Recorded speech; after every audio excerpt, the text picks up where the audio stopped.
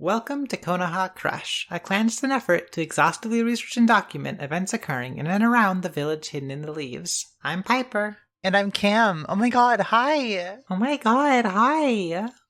Here we are again, we're making the podcast again, hi! Hi, how's it going? It's going pretty alright, honestly. I'm feeling pretty solid, Nice. How about you? How have you been? Have you been up to anything? I'm alright, first off. Okay. And, oh god. What have I been up to? I mean, been watching the anime we're watching, right? Anything stands out that you want to talk about from there, or I don't know. just kind of been going? Like, not really? Like, I don't know. Yeah. Okay. Yeah, I've also been watching the anime we're watching on account. We watched it together. Yeah. Haven't really been watching anything else. I've been reading some comics still. It's good to do. Hmm? I said that's good to do. Yeah. And I've slowed it a little bit down since I frenziedly read all of Dungeon Meshi. But I did frenziedly read another comic before I slowed down, and that I didn't talk about in this yet. I read Ikoku Nikki, which I thought was really fucking cool. Mm-hmm. Ikoku Nikki is this comic about so there's this girl whose parents both die in a car accident, and at the funeral her aunt realizes oh, there's nobody really stepping in to take you in. There's if I don't do something, you're probably just gonna get passed around to a bunch of people who aren't investing that much. And she's okay, I'm gonna be real with you, kid. I fucking hated your mom, but I'm gonna do the best I can to at least fucking let you be somewhere where you're not gonna get trampled over by other people, right? It follows comic of a lot of stuff, but there's a bunch of about the process of dealing with that sort of grief, in the face of being at a point in your life where you sort of losing your grip on the uncomplicated image of who your parents are or whatever, and wondering how much of your memory and your belief about them to trust, and all sorts of stuff about I don't know, processing that, figuring out how to exist in the world, and just kind of gradually expanding out into this greater supporting cast of characters. It just kind of expounds on the various ways. It's here's all these people who exist in the world, and maybe none of them, maybe nobody in this fucking world is a person who just naturally fits into what fucking society is. Everybody's got to deal with that in their own ways, and everybody's limited in their perspective on that by their own sense of how they're how they're going through it or whatever, right? I think it's just really fascinating and really, I don't know, just really compelling, as it untangles all of that and just really really it has this really strong sense the medium and everything, and I don't know, I really enjoyed it. I really liked it. I'm kind of bumbling over words a little bit, but I thought it was really great. Yeah. I've actually read this comic. Oh, you have? Yeah. I didn't know that. Yeah, I read it. Well, okay, I read at least some of it a while ago. Okay. So hazy. Mm-hmm. But yeah, I remember thinking it was a really I remember thinking it was just a really sweet and interesting read, right? Yeah. Like I said, it was a long time ago, and I don't know if I read all of it. Mm-hmm. If it was long enough ago, you probably didn't read all of it. Yeah. I think I did fairly recently, within this year at least, Yeah. So I probably read in a fervor all of it that existed at the point, and then forgot about it until just now. Well, yeah, if you ever want to go back, it's fucking good. It's probably my favorite thing I read this year, honestly, as far as comics go. Sorry. Yeah, I remember really liking it. And I guess that's the main thing. That's a pretty good main thing. I don't know. That's a pretty good main thing. Yeah. Yeah. Something cool to talk about. And that's that. Yeah, I'm satisfied with that as my main thing. Hell yeah. Do we want to get into the Naruto episodes then?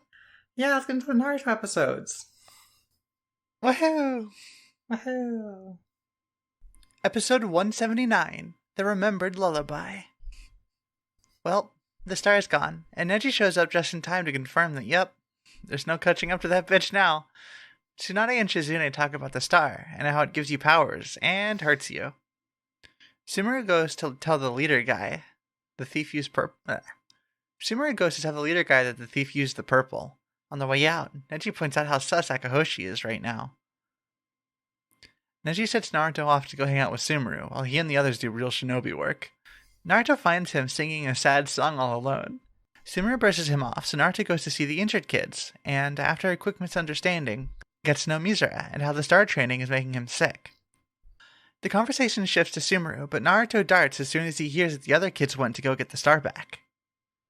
Okay, alright. So, before anything else, we've got like a new opening this episode. Mm-hmm. It's really normal. It's a really normal... Yeah, it sure is a normal one. It's like the average anime opening. It's the most averagest anime opening I've ever seen. I watched it 3 times today. Uh-huh. Could not tell you a thing about it. It sure does show you the characters, and there's like a little bit of action stuff, and then it shows you the characters some more, and that's I don't know. Like, yeah. I don't really have like a strong sense of it as like an individual piece that's like doing a ton. So there's like a flow song on it. That's pretty fun, you know. But like, I don't know. It's not like the best flow song that they did for Naruto. So it just kind of winds up feeling like it's there. And I don't know what more I have to say about it. But like, you know, I'd be remiss not to mention it. This is the 8th Naruto opening. It's not super good. New Naruto opening. It's one of them. It's one of them. Remember the next one being like a lot cuter, but we'll see. Okay. Yeah, also, just comment on the you mentioned your summary. I think it's very funny that the episode opens up with her being like showing up and be like, ah, fuck, she's far away. She sure left. Yeah. Can't tell you anything else, but she's not here anymore.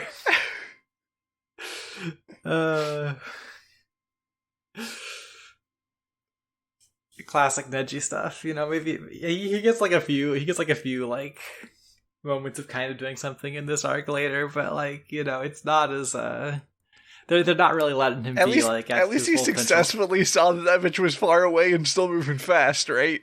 Yeah. At least he saw it and was able to go like, yeah, there's no fucking way, dude. Yeah, no, I'm not bothering. Sorry, guys.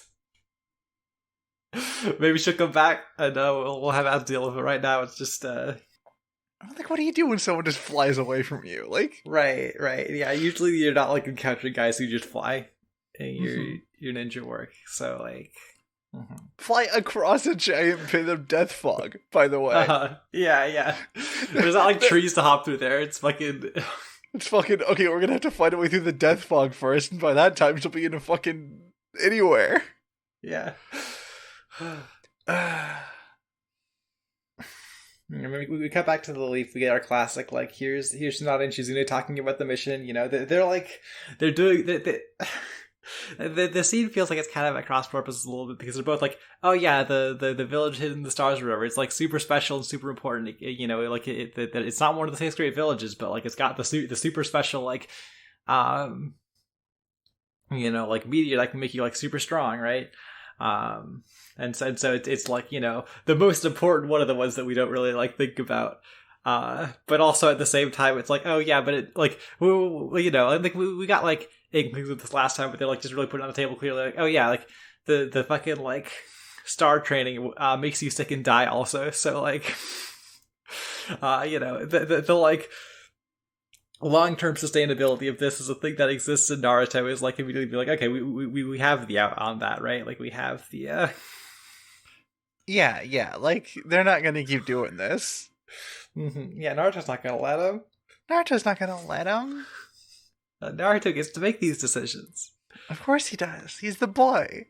I mean, like, probably, you know, will be, like, constructed such that, like, I mean, like, you know, it's not like he's a decision he's making unilaterally even, right? And like, as of these episodes. But, like, you know, the plot of the arc is still that Naruto is not going to let them. Yeah. Yeah, I mean, we come back to the actual plot. You know, we see Naruto and Neji and Tenta and Lee like going to meet with Akahoshi, the fucking like suspicious guy. They're like very like they're like so fucking heavy handed with it. Like it's so like. Well, like they start talking about like, oh yeah, the person who like stole the fucking star like is using the like special like star like chakra powers to like fly away, and like it cuts into him reacting and like with this like dramatic scene, like oh shit, it's suspicious that he's reacting to it, but like it's also the sort of thing where it's like I don't know, that makes sense that he would react to, right? Like it's not suspicious on its own for like the guy who's running the village to be like, oh shit, somebody who uses our like special like only in this village powers is like stole our shit, right? Like, right, it's like you'd expect someone to be shocked by that, right? And you'd expect him to like I don't know, like maybe have some like insight into like what that means that he doesn't immediately share with the fucking like 12-year-olds who showed up to like do some like guard duty for him. Right, that's the thing he's being sus about. He's not like, oh, who could it be then? Mm-hmm. Right, let me tell. Like he could literally just. I mean, he can't literally just say because, you know. Yeah. Because it's like like the fucking thing. Boys in the room. But like, it's like a whole thing. But.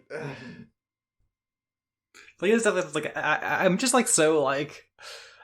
I almost taken aback by like how extremely they like, play their hand in this being to like fucking like scary, suspicious, evil guy, right? Like, there's no like. Yeah, right? Like. They don't want you to miss it. Like, from his, like, you know. At any point he's on screen, and like, you know, obviously we're getting to the point of the arc where he's like gonna start doing like actual psycho shit, but like it's weird that they don't like wait and like, you know, let like at least imagine some ambiguity there. Right, like let him, he should still be playing nice, right? Like I don't know, he hasn't. Right, yeah, he's like showing his hand way too early. I like the fact that he's like basically like never playing nice to the kids here. Like I assume he's the one who hired them to come here. Literally. Like you hire these kids. Like if you just tell them what's going on and give them the orders, they cannot disobey. You being a freak about this is what gives them the leeway to act against you. Right, shit. Right. Like. Oh my god. Like it definitely seems like okay, like so he like, you know, he like heard that somebody was like gonna come and try and steal the star, and then he's like, okay, I'll like recruit some guys from the Leaf or whatever, and then I had no idea what to do with that at any point afterwards. Like as the situation unfolded, right? It's so like. You see, he seems like kind of a fucking loser in a lot of ways, and like I'm not sure how I feel about that, right? Because like I've talked about how like. It's good to have threats like scaled to where the like kids are at, right? Yeah. But also, you don't want to like make the guy seem like a fucking loser. I'm not sure where I fall exactly, right? Like because like I mean maybe this is just a guy who like fucking like put himself into like a position of power and like didn't know how to handle it really, and is just kind of like floundering his way through, and like that's fine. I mean, I guess I kind of like we'll see how we feel when like it all gets wrapped up, right? Yeah. I feel like they could have done a little bit more to sell that this is like a village with like guys in it also. Yeah. With like if they had like actual shinobi that weren't like a bunch of children or one of the three bad guys. Right, there's the big guy, there's two goons, and there's the shed full of children that like right. Use poisoning to death with a special rock. I don't know, right? Like it's just like you never see anybody who just like fucking lives here, right? Or like has like a shop or something. Right. Or is just like doing ninja stuff like not involved with the situation. Like Yeah. They don't have any like regular Chunin just standing around. God, can you imagine how much better it would be if all of these children were like very visibly different ages? Right. And it was like the oldest one that was getting really sick. Oh my god. I don't know. It's just. Yeah, they don't really beat the like feels like a fake place allegations in this set of episodes. Yeah, absolutely not. Sorry, where were we? We were talking about their being with the fucking like with Akahoshi, and you know that goes through. They like head out, you know, to just like figure out what they want to do from here. They're like, okay, that guy's being suspicious as hell. we just got to do our own shit. Naruto, you go off and fucking, I don't know, like hang out with the kids or whatever. Like you mentioned in your summary about how like, oh yeah, they're like they're like sending Naruto off to be like the guy who like doesn't do anything important, which I think is what's happening, but also feels like very weird in context with like some of the other stuff they do in this episode with like this is something from this next half of the episode, but it's weird that they're having Naruto like be like, okay, you go sit out of the important stuff we're doing, when like in the next half of this episode they're gonna have like Lee doing like I don't know what sneaking is jokes, Right. which we'll get to in a bit, right? But it's like, you know, it still doesn't seem like we've got a great sense of what to do with most of the characters they brought over here. But yeah, right? Like, Neji has, like, actual tasks for the other two, but they end up floundering anyway, right? Mm-hmm. Yeah. I'm not sure exactly, what does Neji get up to again?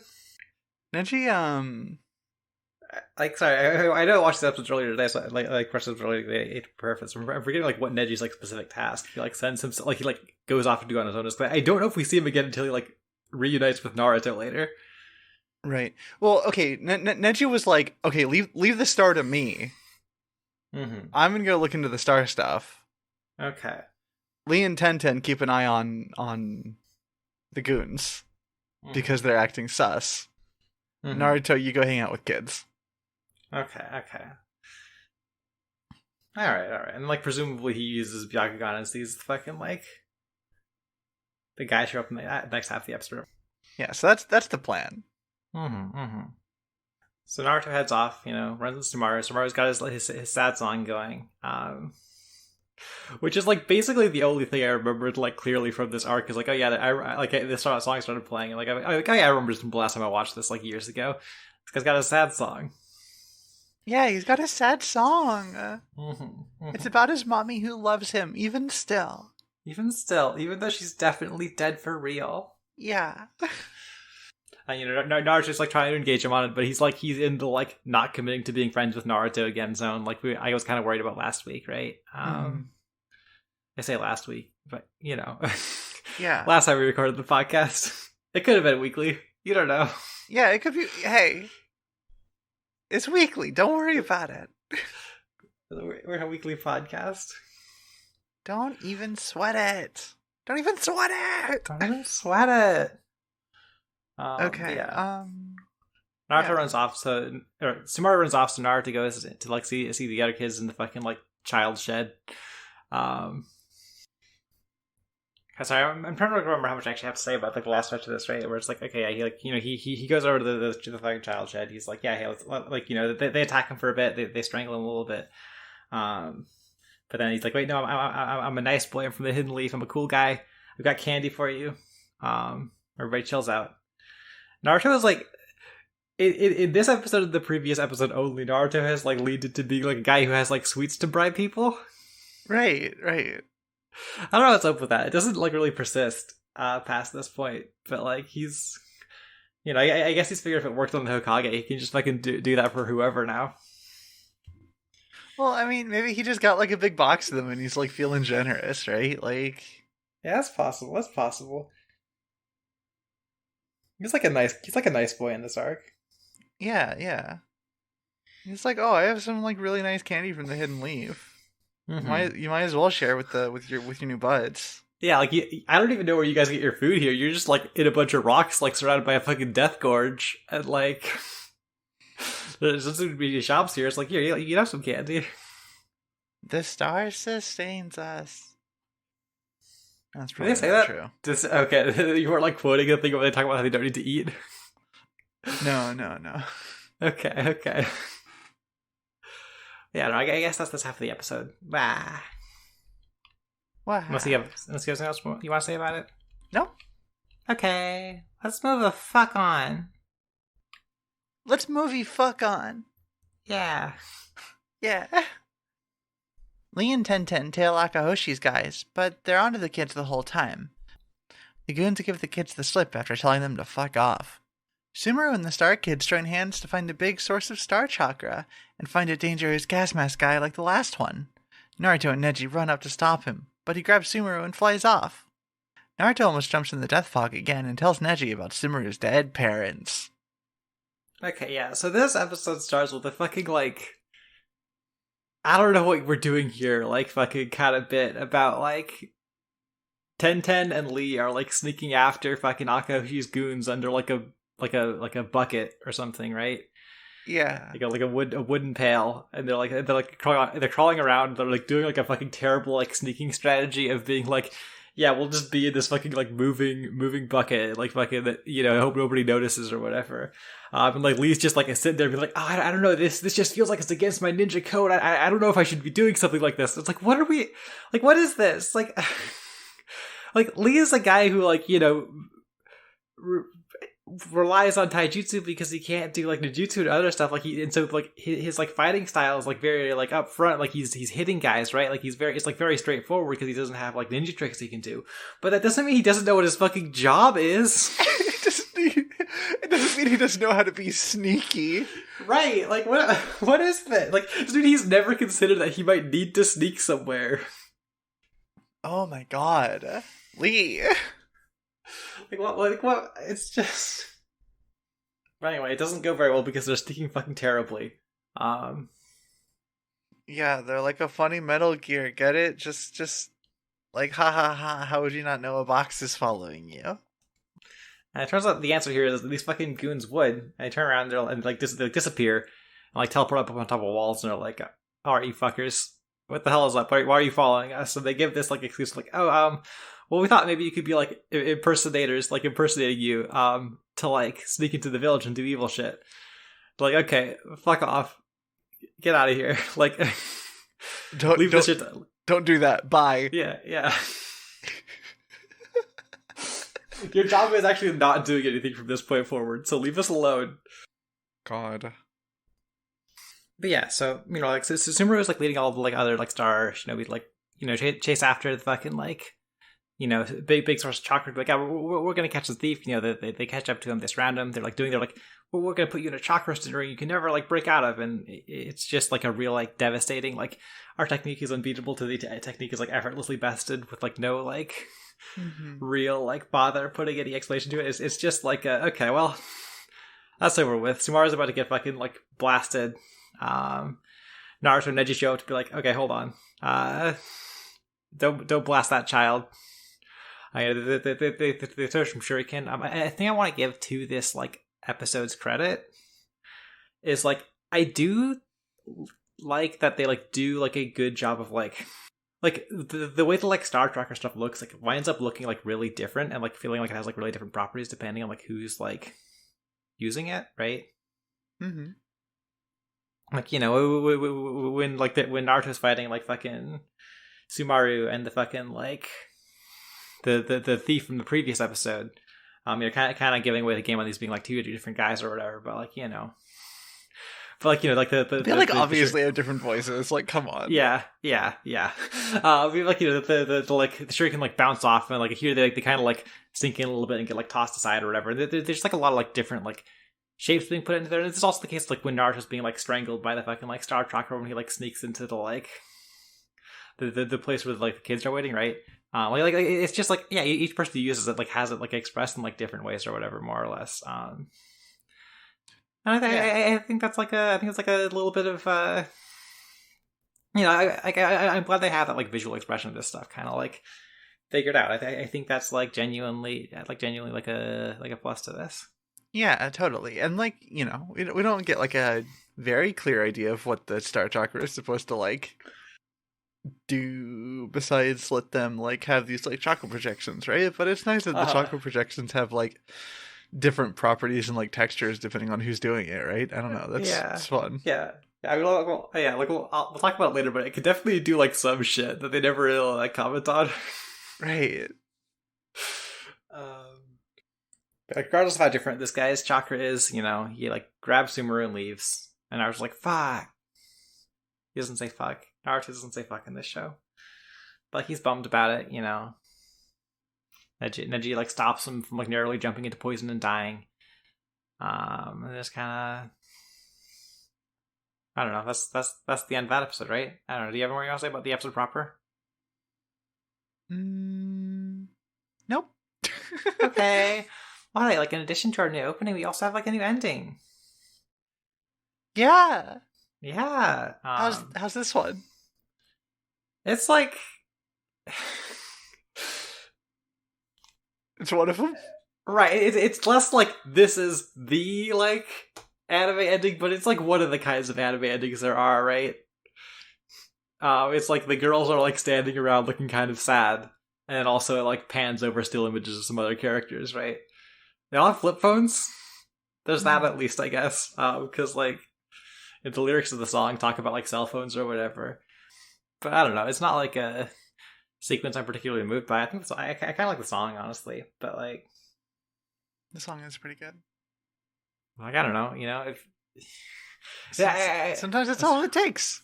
That's all it takes. Yeah, so the song is nice. The sequence itself is like I don't know that there's like a ton to it that you won't be able to like just imagine in your head from like hearing it described or whatever. But like I don't know. I guess it's cute. They all have like different flip phones.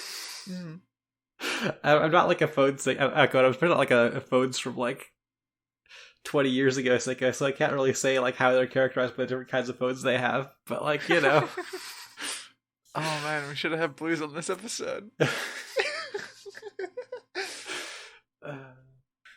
don't know. That's how you get to move on to the next episode.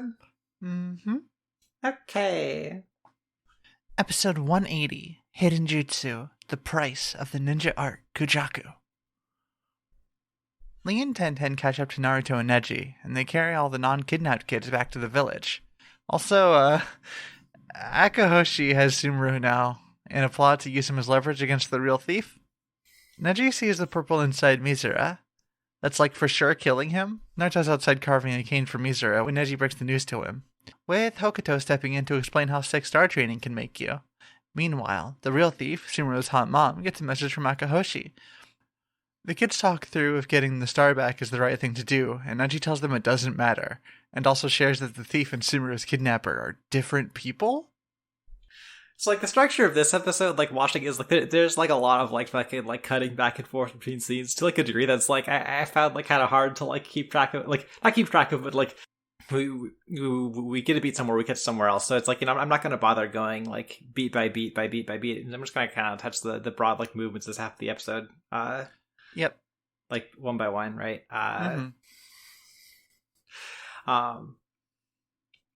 Fucking like you said, Akoshi Yasumaru. Like, there's various goods like, I don't know, I'm feeling kind of bad about like using a kid from our village for our like evil plots here, and he's like, you fucking idiots! Our job is to put kids in a room that kills them. Fucking get over it. Yeah, get over it. Literally risking the children of the village is your like, it's your fucking Tuesday, dude. You put children in the get sick room. And then lock the door. Like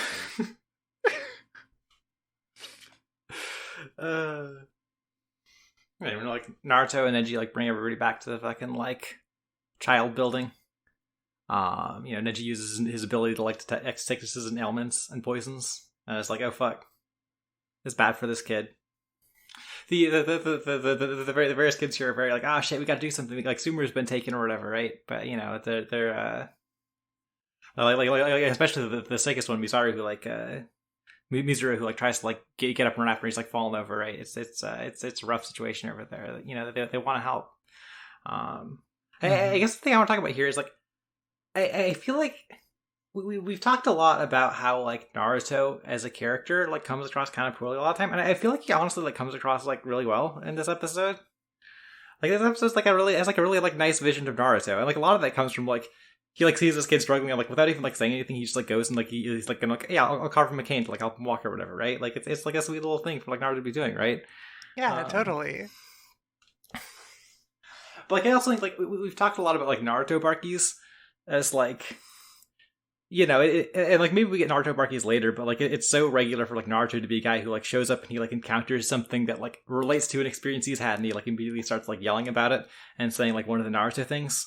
Until the problem is resolved, and they, I feel like we get this like moment of like him like thinking about doing that and like deciding to like step back and like think it through a little bit.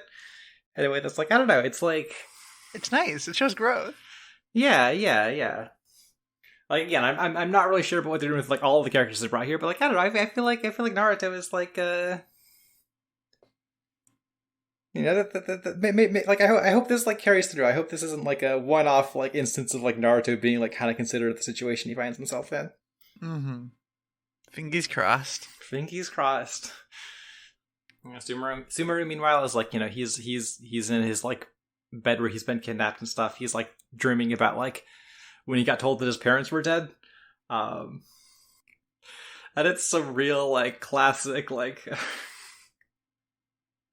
it's like classic Naruto like, oh yeah, don't worry. If anything, it's basically good that your parents are dead because they died for the village, and we love that, and you should love that, and like, you know, you should like, I mean, you know, you have to be happy about it, but like, you should be fucking cool with it. You should be like, you know, you should let that sort of nationalistic pride override everything else.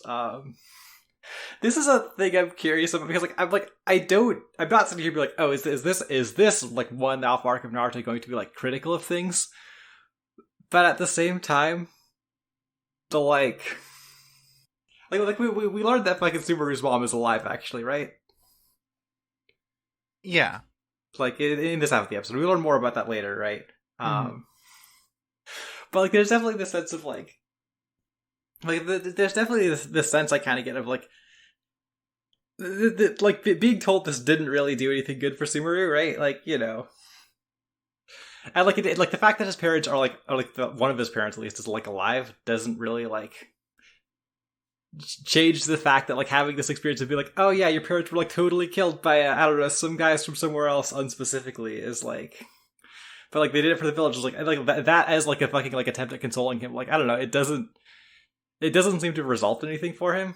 Mm-hmm. In a way that like I don't know, like fucking when like the third Hokage tells Iruka about like how his parents died for the village and like, you know, that's just kind of how it is. That's like a inspiring moment. It's like interesting, right? Because like Subaru in this arc is like a guy who's like fucking being all like prickly and he's like closing himself off to other people in a way that's like it feels like it's drawn out from like the way that like this information was like presented it to him.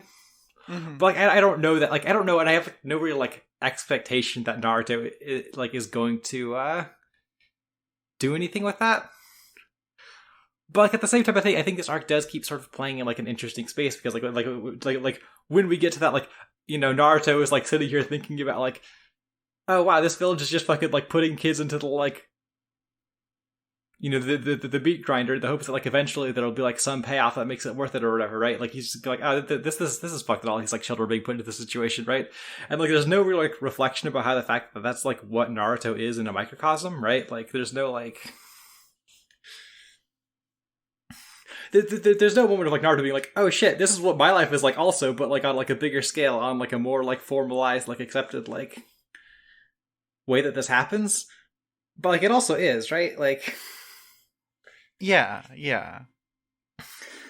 And I'm very curious about that, right? Because I don't know, right? Like I don't think that like I don't know, this isn't it's going to be Edward Thorne to be like, oh shit, the ninja world is bullshit, because it can't be. But I'm curious if like somebody like on this episode was like thinking about these things in those terms that like, I don't know, led to this sort of stuff being like drawn out in the way where I'm at least like compelled to think about it. I don't know, does that make any sense? Right. And like the resolution they come to before learning anything else is stop thinking about it. We have a job to do. Mm-hmm. Right? And like probably they're not gonna keep using the star, right? But like I'm like, probably it's going to be because they beat the evil guy who's like making them use the star, and they're like, all right, yeah, there's not an evil guy doing it, so we can all agree to stop doing it, right? And there's not going to be like a greater like cause for reflection. Right. But it's still like, I don't know, right? Like I don't know. I mean, again, look like the arc's not over yet. We'll see how it goes, I guess. It's just something I'm thinking about. Right, like it's weird that they make that connection now, right? Like literally the characters are making that connection. Like we're seeing them think through that, and then they decide, oh, I'm not going to worry about it, and then they won't. Right. All right, our job is to not worry about this specifically. Right. And in fact, like comparing it to their own situation was like said in pursuit of, so stop worrying about it, right? Like, so it's Yeah. not our problem, so it's not our business. Which is so fucking funny. Yeah, right. It's like I'm just very like in like, was this on purpose mode about it? I'll never know. I'll like never really know, right? And like, you know, but literally there's no way to tell. like at the very least, it like puts this arc in like an interesting to turn over in my brain position. That's like, you know, like even if this is the fakest place in the world, they're still like, you know, doing something, and I appreciate that. It really is just a microcosm of a real hidden village. Mm-hmm. You got your bad guy in charge, and your shed full of disposable children. What more do you need?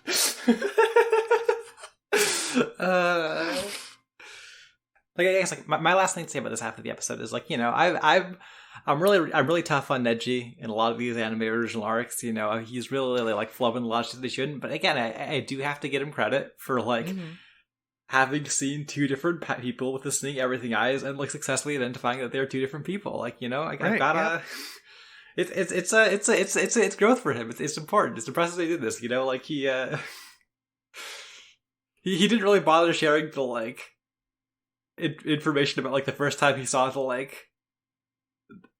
armor, it was empty. The second time it was like he didn't really bother like connecting like the fucking like different guys in the costume shit from the previous arc at any point.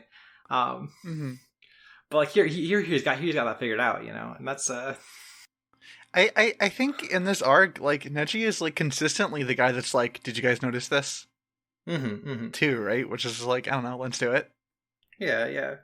Like, even if he's just, like, bringing up something that, like, we already know and, like, the other characters are like, yeah, totally. It's still nice that Neji's just like, so you guys see that too?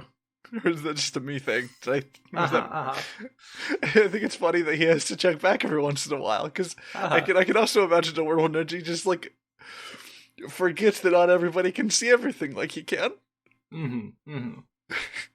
Like, I imagine, like, there's a less experienced Neji, right? There's a mission in the past that these three went on where it was just like there was something like, oh, two different guys in the same costume, where Neji just like assumed everyone knew that the whole time.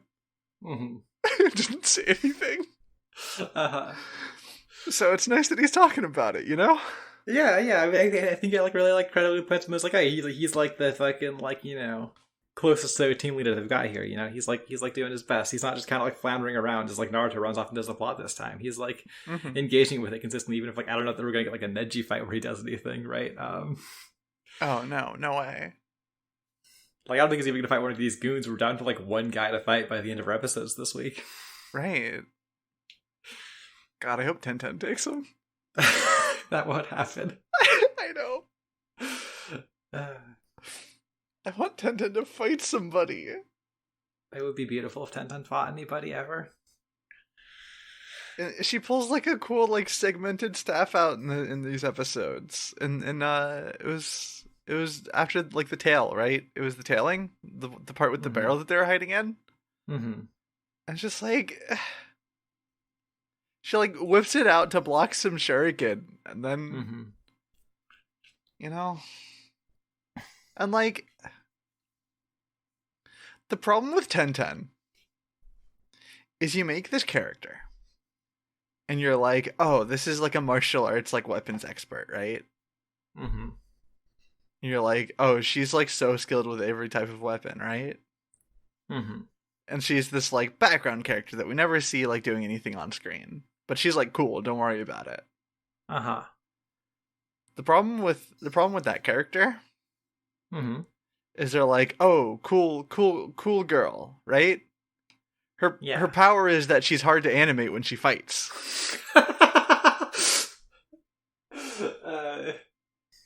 Yeah, I need to get like some fucking like specialists who like know how to like. I mean, I don't know. I feel like swinging around a weapon isn't the like rarest skill, and like.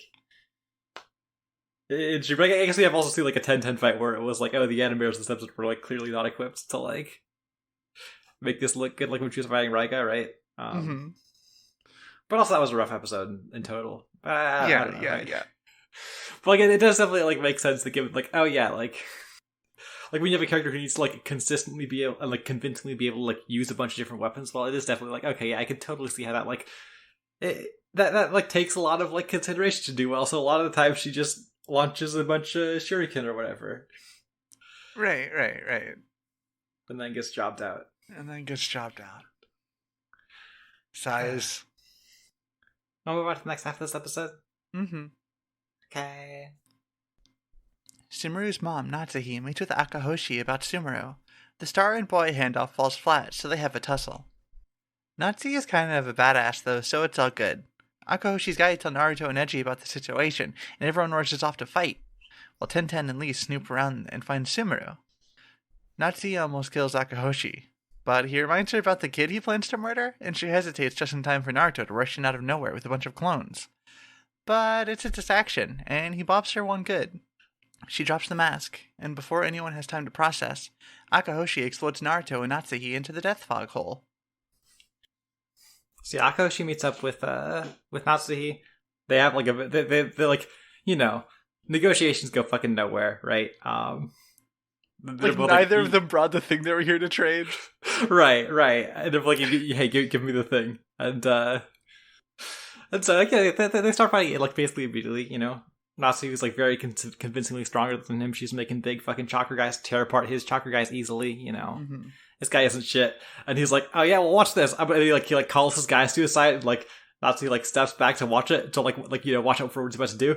And it's like basically just like, all right, I'm gonna go fucking have my goons tell on you to some children. And then they run off. Which, like, you know, I guess winds up working, but it's not a very impressive move. No, it really doesn't. It really doesn't help sell the threat of the bad guys when they get jumped out immediately and then have to go get kids to help. You know, meanwhile, like Lee and Tennant are sneaking around a little bit more. You know, they're doing better at it this time. They're doing better at this time. You know, they find the building and they're like, okay, shit, we gotta like figure out how to get in here. And Lee just basically like walks in.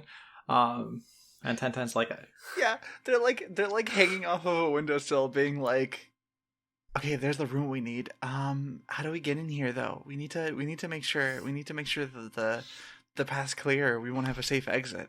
And then Lee's like, don't worry, I have a jutsu that'll help us. And it's like, what the fuck are you talking about? And like, just in time for Lee to run off and just go inside and check. Right, like disappears. Like he's like moving so fast, like you can't see how fast he's going. And just like walks in and checks, and you know,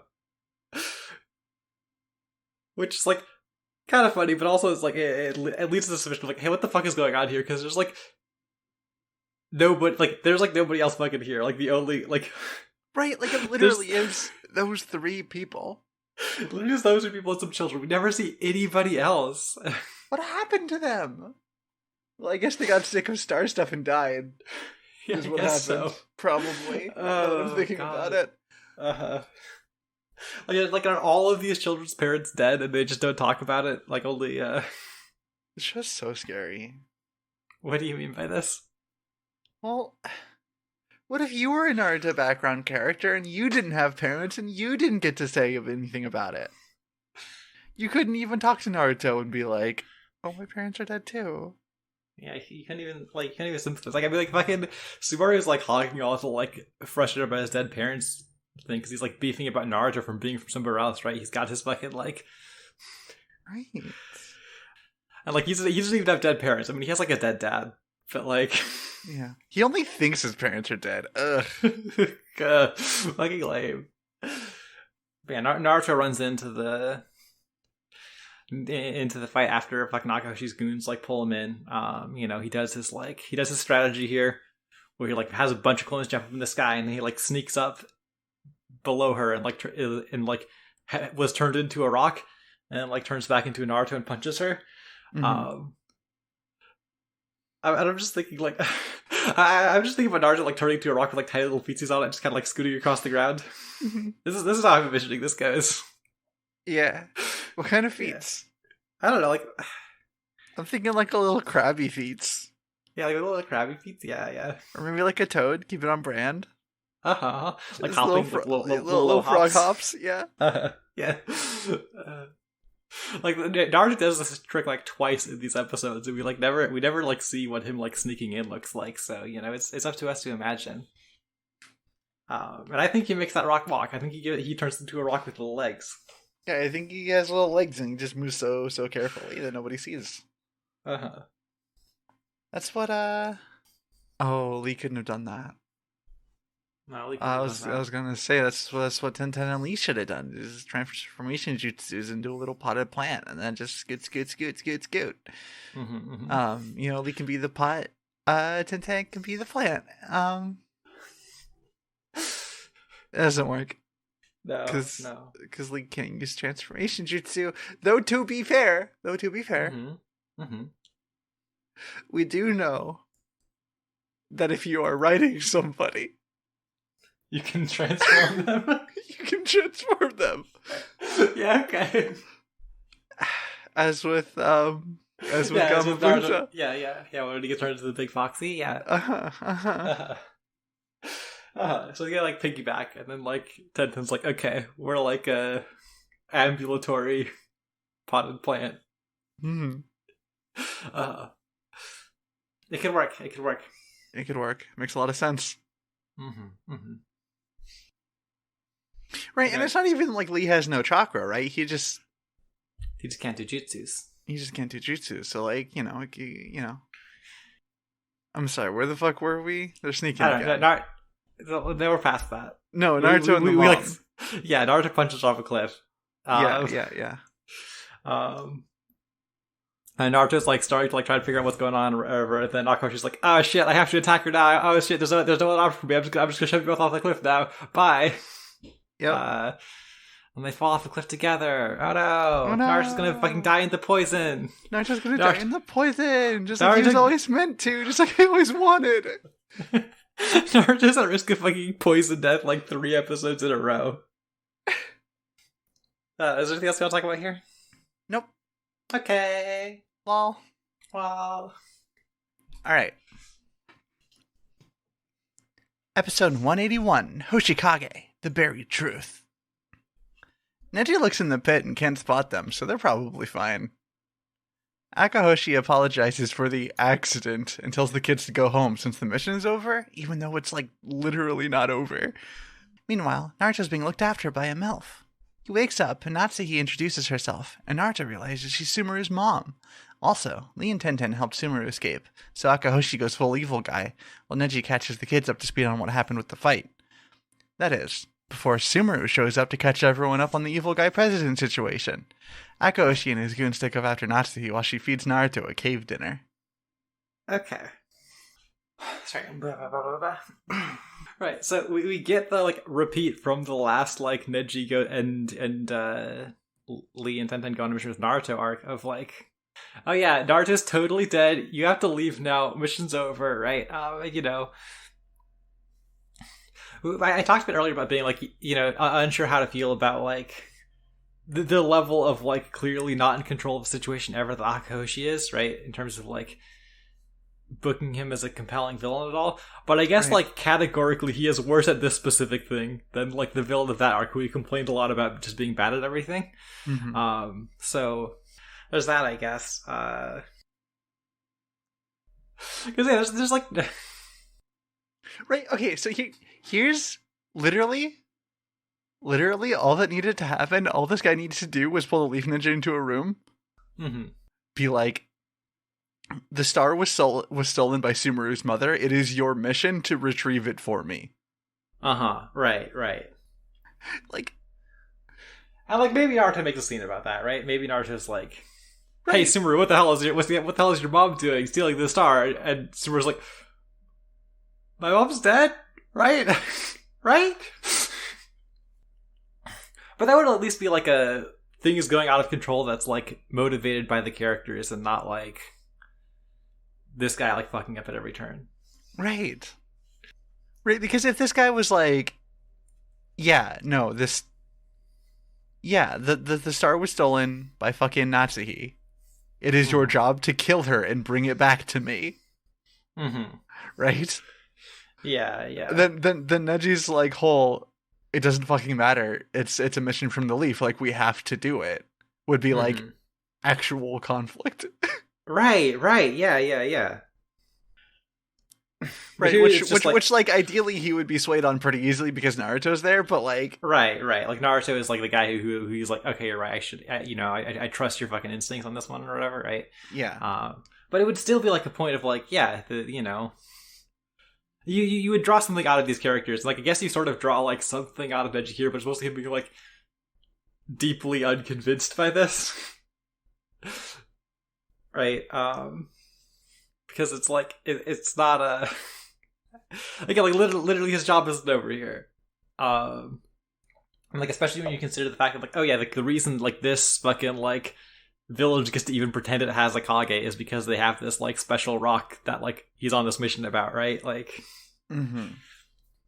like for all he knows, maybe this is like some fucking like scheme to like sell off to one of the Leaf's enemies, and he's like really gotta fucking like step in or whatever, right? Like, there's no fucking reason for Neji to buy this. Like he also doesn't. So like, Yeah. Well, it turns out like as Neji expected, Naruto didn't die at all. We get the bit of like Tatsuhi like grabs him in her star chakra and like flies back up out of the like canyon. And the thing that like really strikes me about this scene is that it's like at no point does it show like them like flying back up like somewhere else. They just kind of like fly like straight back up. And nobody notices. Yeah, like standing there talking for a while. Yeah, it's really hard to remember to look for the. Like if they fell into the fucking death fog, it's over. Like that bridge just stops existing at that point. Yeah, he just turned into dust. Maybe it was fast enough that they were still all in shock at the explosion and being like, "What the fuck, dude?" Yeah, maybe like Neji did just saw them fly away, and he was like, "Yeah, I gotta keep this guy talking about how the mission is totally called off for long if he doesn't notice." Yeah, Neji probably saw them. Yeah, that's fine. And he learns about this being Sumeri's mom. That's fine. We cut back over to Akahoshi, who's like, he goes back to his like fucking like completely unguarded base and is like, fuck, Sumeri's gone. And he's like just kind of like frantically like, okay, shit, okay, I know we just told the kids to leave, but what if we killed them? What if we killed them and told the Leaf they died? Right. He just loves endangering children. Yeah, no, it's like it's consistent with his MO, I guess, right? Yeah. Like, yeah, we just have to tell like all the kids that like Sumeru died, and then we have to kill the Leaf guys, and like meanwhile like Neji and fucking Tenten Lee like bring Sumeru back over to where all the rest of the kids are. So it's like it's like over by the moment he's formed his plan. Right. He's not doing well. It's not an impressive showing at all. No. I mean, good for them though, right? Because like even if he gets the fucking star back, like what's he gonna do? Like, Star Train or I'm going to kill you? Right, like there's basically no fucking recourse for this guy at this point, It's he really, should just like pack up his stuff and leave before somebody notices face. honestly, right? Like the alternative is like he goes and tells Leaf like, oh yeah, sorry about the fucking like Jinchuriki, he died over here. Also there's other kids, and that's not going great. Yeah. Do you think he knows what a Jinchuriki is? I don't know. I mean, like I said, I mean, like like in the manga at this point, like I'm pretty sure the Jinchuriki stuff had come up, right? But like like it like in the in-story chronology, like nobody's like ever talked about that yet. So like it's impossible to say if this guy knows or not. Right, but like, do you think a guy like this would know? I feel like if he's a guy who's like aware of like the power balance of the village and like wants to have a place in it, he like presumably knows about like probably he knows about the tailed beast on some level, right?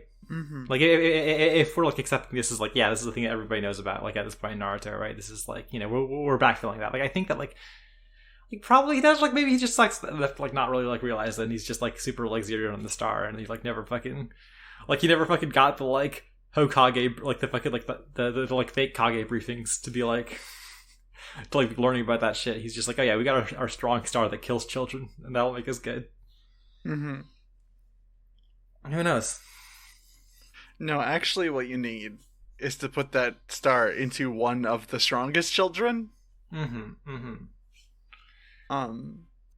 then also what you need to do is gather a bunch of other sort of roaming shinobi clans and actually build up a real hidden village instead of being like 10 guys around a crater somewhere. Instead of being 10 guys with a little crater project. Yeah. I don't know. Like, I feel like, because, like, ostensibly the plan is, okay, we're gonna get strong crater magic, right? And we're gonna build that up and build a reputation up with that, and we're gonna be, like, strong enough that we're, like, going to then rival, like, a big clan in one of the real hidden villages, so that we can then combine our efforts with, like, some other shinobi that aren't associated with a hidden village and, like, build up a real hidden village situation and, like, grow into, like, a real power. Like, that has to be the plan ostensibly, is to, like, you know. Yeah. But, like, you should start making friends first. And, like, right, like, you probably shouldn't let your, like, situation dwindle until it's 3 guys and, like, a bunch of children who are dying. Right. Like, kind of, it feels very, like, end of the rope here because of, like, how little they bother to, like, put anything in this place. Right, and, like, I'm also thinking about in the context of, like, the narrative of, like, Sumeru's mom and, like, the previous president being like, no, actually, we need to, like, super stop this. And I wonder if that wasn't, like, in pursuit of, like, oh, we're gonna switch to a more social game. You know, we're gonna build up our, like, shinobi stuff without the star. And let a generation or two of kids go by that aren't severely radiation poisoned. Right, yeah, maybe. So that the whole thing doesn't fall apart and all of our teeth fall out and we die alone in the crater. Because, yeah, it seems like very perilously close to dying alone in the crater territory here, right? Right. I don't know. We're like barely like talking about the events of this part of the episode, so we'll move on to the next part, or... Yeah. Okay. Natsuki explains why she opposes star training and tried to steal it years ago, which made the then president promise not to do star training anymore, as long as Natsuki and her husband fake their deaths and leave, and only come back if a sicko takes over. She also fills Naruto in on the evil president situation just in time for Akahoshi to show up outside the cave. Luckily, they don't have anyone that can open rocks. A bunch of Naruto clones jump out to tussle. Natsuki steps in to ask one more time to stop the star training, and obviously he says no and also admits to killing the nice president. Natsuki tells Naruto to stand back, so she can fight, and Akahoshi eats all his goons' chakra. Alright, so, like, Natsuki talks about how she was like, yeah, I decided to, like, take things in my own hand and, like, steal the star, like, make sure nobody could fucking do the training with it anymore, right, you know? Presumably, like, hey, like, our village is dying out, like, you know, the children are all gonna get killed, I have one of those, I don't want that to happen. Yeah, she runs off and steals it, you know, gets caught, but then the Hokage's like, actually, you're right, the star training thing sucks, we're gonna tell your kid that you died. And you have to leave forever. But, like, you know, if things look like they're going bad, you can come back, which is very, like... Okay. You're right that star training sucks, so I'm gonna, like, promise you to stop, but you have to leave forever and become star training Batman. I'm just not sure about this, like, specific plan, right? Like, it's got, like, a... Oh, it's a bad one. It's not, like... It makes no sense. Right, I mean, it's like, okay, first of all, like, you're fucking up this kid's life for good. You're telling him his parents are dead. You're, like, you know, fucking giving him some paper-thin story about how they died due to enemies from no specific place. It's also like you've left us at the heads of like two people who are actively sick and dying. Right? Like, Yeah, but that's everybody. Yeah, but like it's basically like really only luck that like Natsuhi came back before she like died of her like illness or whatever. She's like, I could die at any moment or whatever, like. Mm-hmm. It's just I'm just not convinced. I'm not convinced by this as a thing to work. Right? It's just like, oh, it doesn't work. Like, because like the thing that happens is like the way it's structured is like, okay, yeah, like if they start killing children again, like we're gonna leave it here, and if they like, right, because like the nice president couldn't have thought, oh, I'm gonna stop star training for good, because then they wouldn't have the star anymore. Right. Like I feel like it makes sense to like have that around, right? It makes sense that like. It makes sense like they're on because like, oh yeah, like they're like in like position in the world is like, they're allowed to like keep existing and doing their thing, like in part because of the like fact that they've got the star around, right? Like if they're like, yeah, we don't have the star anymore, then it's like, okay, like what if we just make one out of every 10 kids do the star training? What if we just pick 1 in 10? Well, that's 1 right now. Yeah. But like, yeah, that's the problem. That's why you do 1 in 10. It's also like, yeah, it's like, he's like, yeah, okay, we need to change how we're doing this. The thing I'm going to do in response is I'm going to send my strongest people who are like in support of me far away. Far away. Yep. And the remaining fucking like 3 other non-Hoshikage ninja in the village are, I'm gonna go talk to them about this, and it's probably gonna go really well. And he gets stabbed to death. And then he gets stabbed to death. Wait, when did he get stabbed to death? I'm not sure exactly. I don't know the time frame on this, but like, because they didn't do star training for 10 years. Uh-huh. So he had to have been there for that long, right? But like but like the framing in the show really made it look like it went straight from No, because that happens that scene is later, right? That scene is that flashback is later. That's when Akahoshi and Natsuhi are like that's when Natsuhi is like, please don't do this, it hurts the kids. Like what would the previous fucking Kage think? And Aka's like, I don't care because I stabbed him to death. I know for a fact he wouldn't like this because I stabbed him over it. So yeah, no, fuck everything we were saying. He just took 10 years to kill that guy, I guess. Right. I mean, it's still like a good move to like send your like fucking most loyal supporters or whatever, because it's not even like the line is like, oh, they like they betrayed the village and so we killed them. The line is like, oh yeah, they got killed by like enemies from somewhere else or whatever, right? They're not like right, like you could just cover up the betrayed the village part. Like nobody has to know that she was the one that was grabbing it in the first place. Like right. Just say that like, yeah, she took off in pursuit of the guy and we came back together. Yay. Yeah. But they do the thing that makes Sumari's life the worst instead. Good call, frankly. Right. I mean, like if he wasn't able to be like vaguely oppositional to Naruto and like waffling back and forth with Naruto, their friends the entire time, like what would we even do with this arc? Right. Meanwhile, fucking Akahoshi and his dudes are like looking for the rock. And, like, okay, there's like a bunch of times throughout these episodes where like they like make their eyes glow with Star Tractor shit, and then they like they like see a guy somewhere, or they like they detect something, right? Right. And they never fucking talk about like what exactly they could do, but like in this scene, it like very much is framed like he fucking uses it to activate past vision.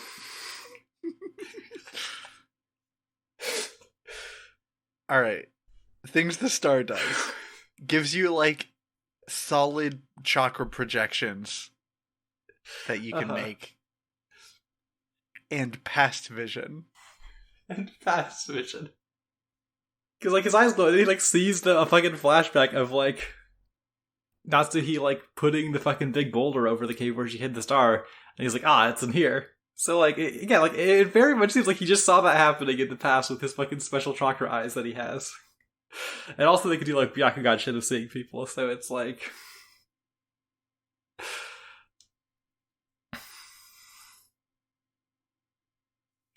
You know, Neji gets to do some things, but he still did get put in Nork with, like, guys who have, like, vaguely defined super eyes again. I mean, like, Yay. You know, it gets to do some shit. Not a lot. We don't... I'm not really expecting him to, like, get to do anything, like, past this point. I think it's mostly going to be, like, Naruto fighting this guy for the rest of it. But, like, you know, we'll see. We'll see. Naruto has to, like, fight the guy badly right now, though. Yeah, he has to fuck it up.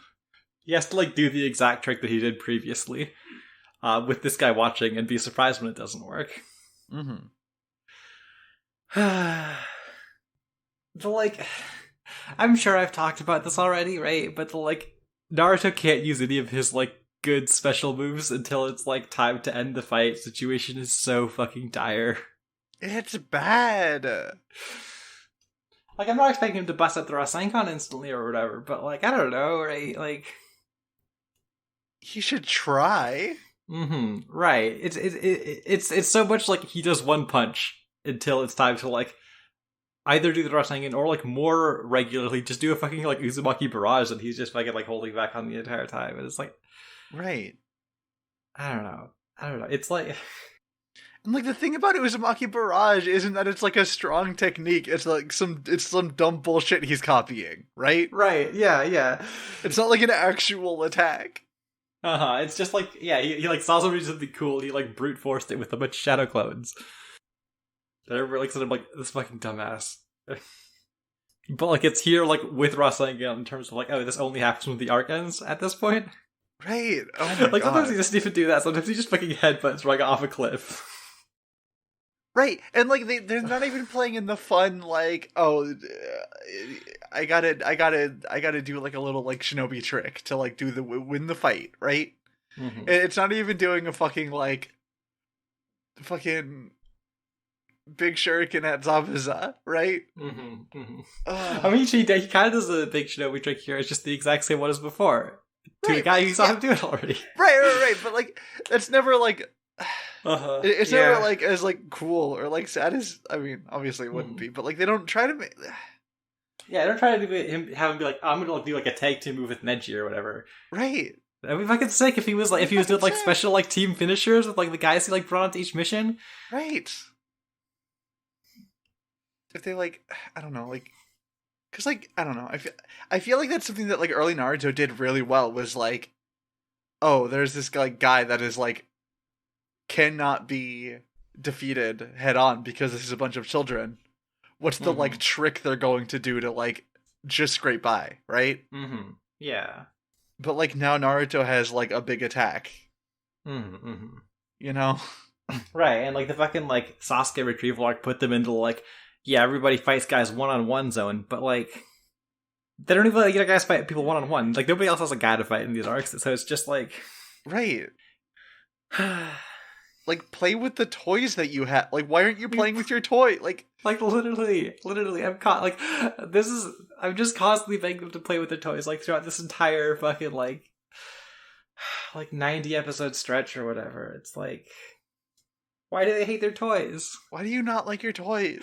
Why do you pack up your toys every day to like bring them over here and like try and play with us, but you don't even fucking let us do like you're not gonna like Neji just stays back here. Actually, he doesn't do anything fun. Fucking Tenten just stays back here. He just stays back here. No, like why'd you fucking bring your toys then? Yeah, don't fucking bring your toys. You're just gonna have fucking Naruto show up and do an Uzumaki barrage every time. Like, I